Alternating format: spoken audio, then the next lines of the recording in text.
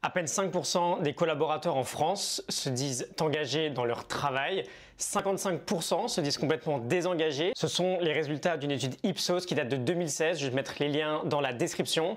On va essayer d'expliquer tout ça et de voir ensemble pourquoi nous sommes de moins en moins motivés aujourd'hui dans cette vidéo.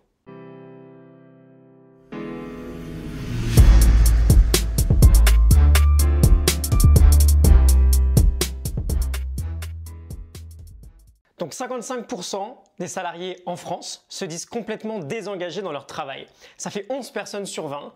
Donc en gros, je pense que je prends pas trop de risques en me disant qu'il y a pas mal de chances que toi qui regardes cette vidéo, tu fasses partie de ces 55% et donc que ta motivation ne soit pas forcément à son top. Et d'ailleurs, si t'es pas certain aujourd'hui de faire partie de cette catégorie des personnes motivées ou non, tu peux juste essayer de répondre à ces 2-3 questions. Est-ce que c'est la mort le lundi matin et que t'as qu'une hâte, c'est que le week-end arrive?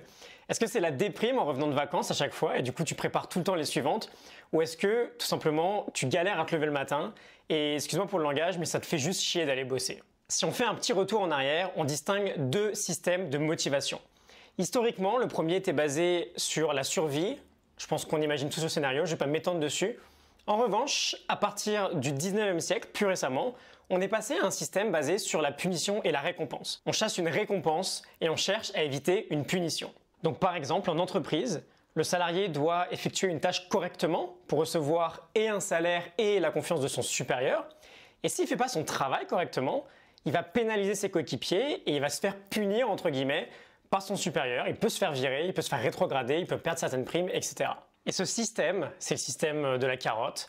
Il est complètement dépassé aujourd'hui parce qu'il a énormément de défauts. Il tue la motivation intrinsèque, tout simplement parce que la récompense est souvent extrinsèque. Il incite à tricher, il réduit la performance, il réduit la créativité. Ou encore, et c'est peut-être le plus dangereux, il favorise un raisonnement à court terme. Et si nos parents se sont battus pour obtenir de la sécurité dans le travail, c'est clairement plus le cas de notre génération aujourd'hui où on n'est plus motivé à ne travailler que pour de l'argent. Bref, tout ça, ça m'amène au système 3.0, le système de motivation 3.0 de Daniel Pink, qui nous en parle dans son livre « La vérité sur ce qui nous motive ». L'idée est simple, on avait des systèmes basés sur des motivations extrinsèques. Ce nouveau système se base sur des motivations intrinsèques. Et il nous dit que ce nouveau type de motivation, il consiste moins à se préoccuper des récompenses extérieures et plus à la satisfaction inhérente à l'activité concernée. L'argent et les honneurs ne sont plus des buts, mais deviennent des conséquences. Je te le répète, l'argent et les honneurs ne sont plus des buts, mais deviennent des conséquences. Ce type de motivation, ce nouveau type, il est basé sur 3 facteurs principaux. Je t'en dis pas plus aujourd'hui, on va commencer à en parler dès demain matin. Si ça t'a parlé, si tu penses que ça a résonné un peu, n'hésite pas à partager la vidéo. Je te mets le lien dans la description pour télécharger la morning note du livre La vérité sur ce qui nous motive de Daniel Pink. Et on va aller très vite explorer ces 3 facteurs. On va commencer dès demain matin, donc je te dis à demain. Salut!